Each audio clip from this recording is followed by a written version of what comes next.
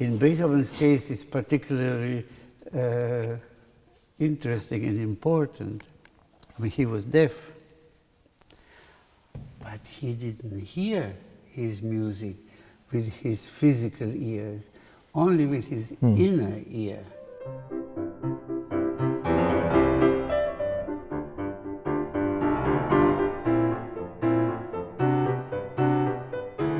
What you said about Beethoven, you know, that yes, the sonatas, 32 of them, span his whole life. So the assumption could be, rightly, wrongly, I don't know, nor do I care. The assumption could be that finding out details about Beethoven's biography will bring me closer to that body of work that in this specific instance comprises 32 sonatas. And just from learning about Beethoven's life, I will learn about the music. So, you know, if I play these things through in my mind, and I'm not sure that it really helps me. It's interesting, but it feels to me, it feels a little bit like I construct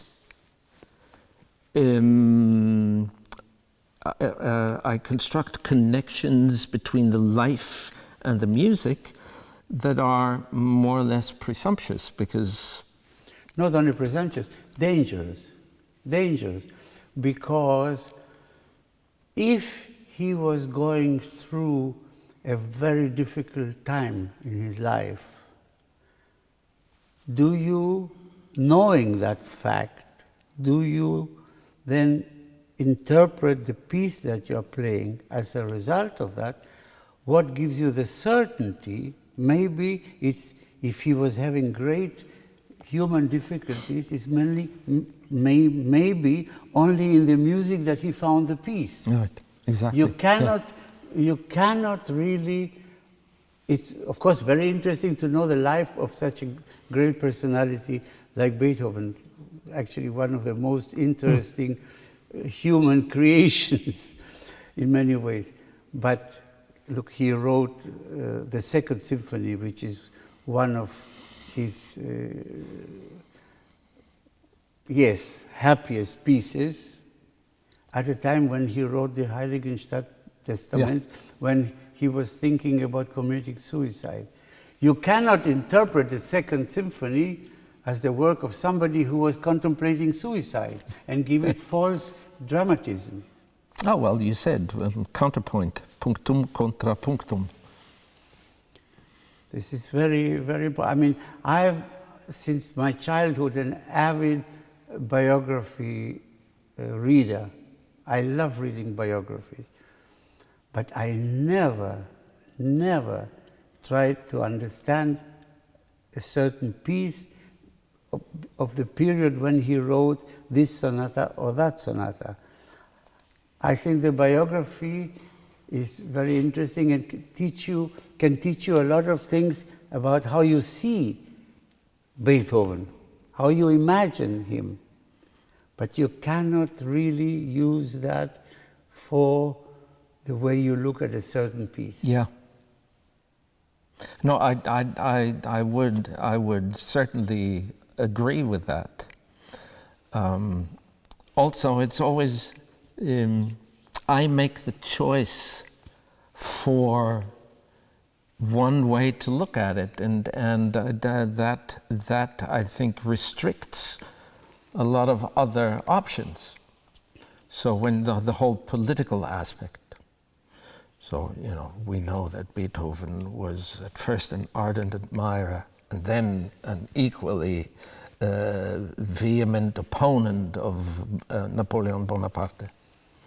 So interesting is that he sort of erased and scraped out the name Bonaparte and wrote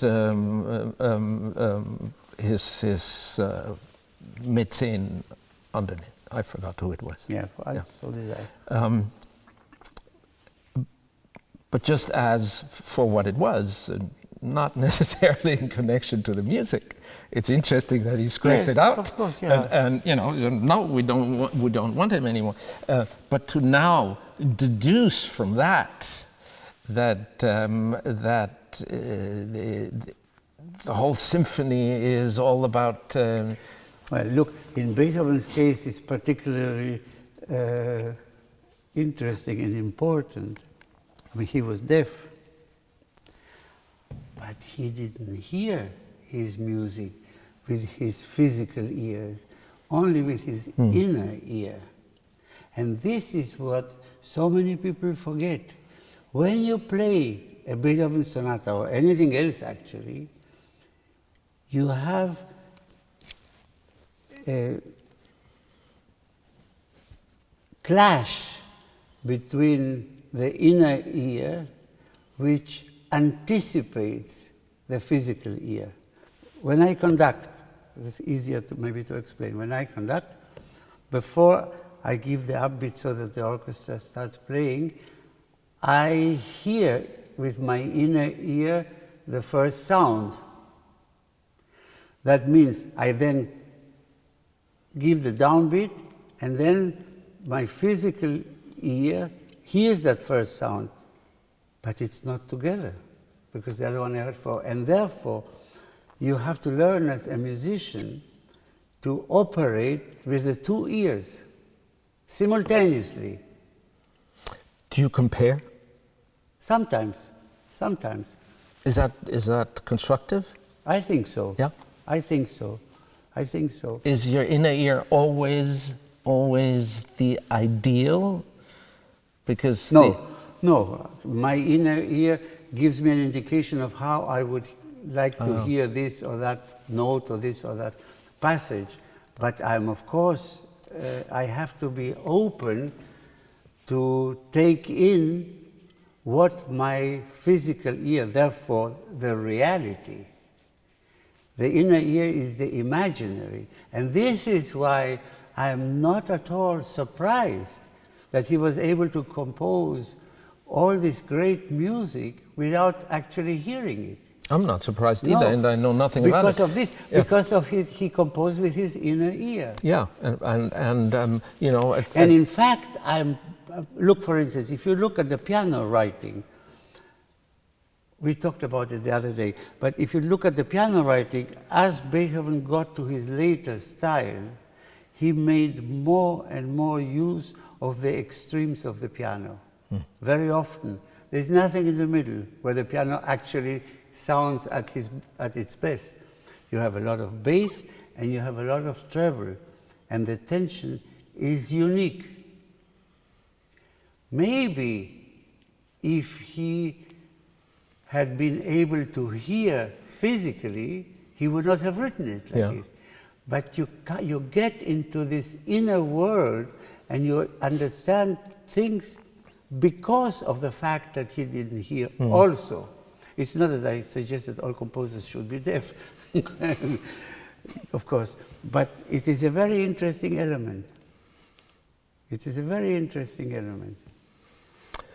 And I have to say, it is more complex to conduct with these two ears than to play.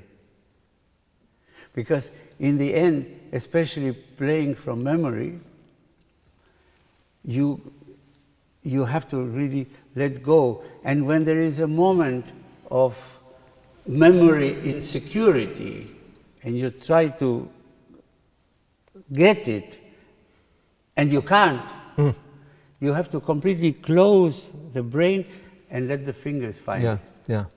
It's actually very dangerous and very risky, interesting phenomenon.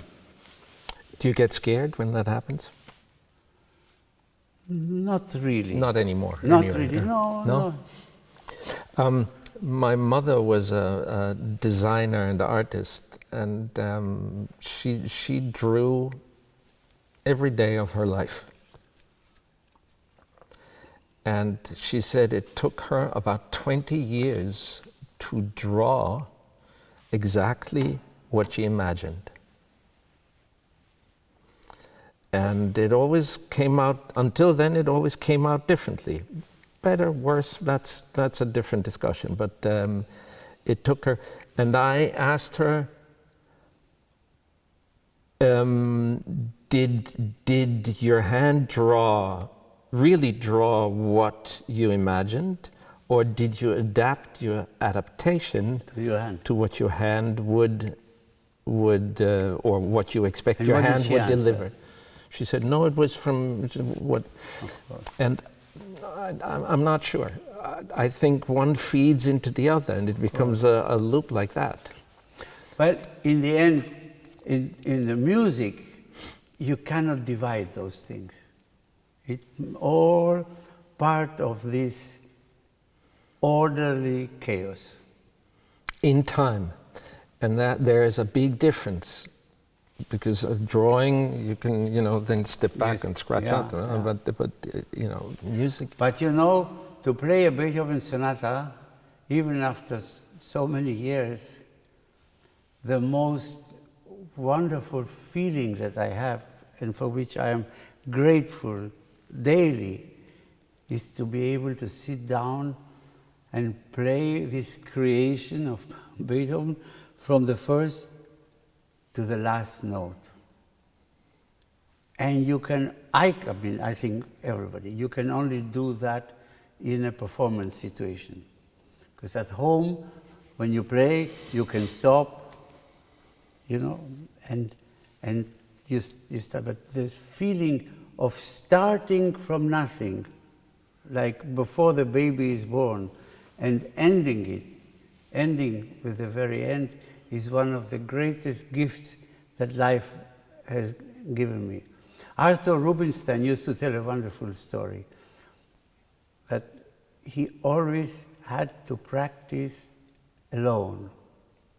Because otherwise, if there were people around, he would subconsciously start playing for them. And he said, when he traveled, and he had a piano in his hotel room, and he ordered breakfast, and the breakfast was taking too long to arrive, and therefore he decides to start practicing. And the waiter came with the coffee and the croissant without thinking about it. He started playing for the waiter. Yeah. In the same way, as we just said, I don't play for you consciously, but I'm very happy that you are there. This is something else.